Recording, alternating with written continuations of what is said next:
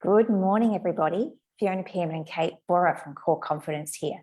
And this month we're talking all about clarity. And this morning we're going to dig into the cost of not getting clear and why sometimes not getting clear can actually feel really good. Yeah, I think let's start with the cost. It's really important. When we're not clear, it costs us time. And when I talk about time, I mean, it's time that I'm not taking action. I'm not making progress on my goals. I'm not learning. I'm not making mistakes. And if I'm not making mistakes, I'm not figuring out what doesn't work and therefore having a pathway to what does work. So time is really crucial. But also when we think about actually, achieving our goals or moving forward on a decision, wherever we're not clear, we're not actually moving towards achieving our goals. And so on some level, we're stuck in this holding pattern. Yes, and the cost is multi-layered, it's the time, it's potentially the career progression, it can be, money, it can be promotions, it can be pay rises, the opportunities that are lost when we stay in this state of being unclear and avoiding the discomfort really of getting clear and also being accountable around our goals and what it is we actually would love to achieve. Yeah, I think I want to mention here something we've talked about this year, which was new, which is the confidence gap becomes the capability gap.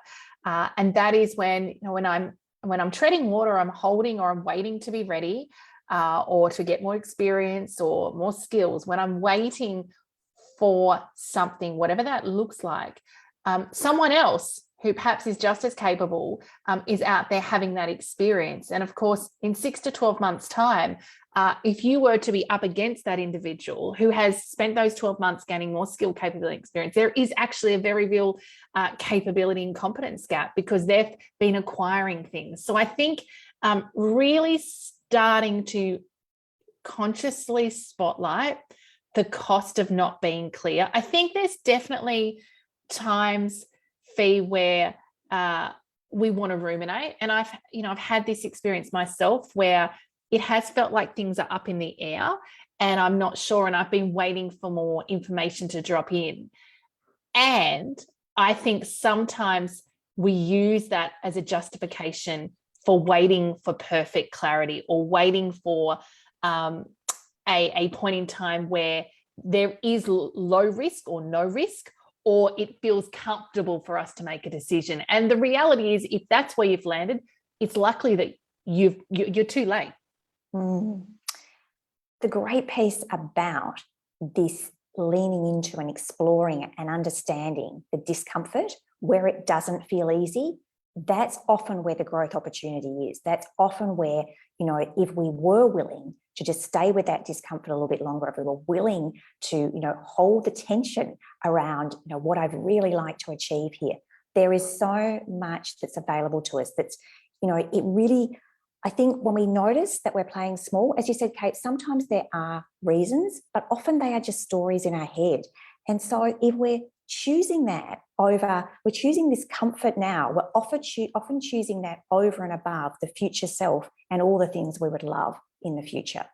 Yeah, and I think this piece of being able to be really honest, in my experience, we know, is this just, am I wanting more safety here? Am I wanting more certainty?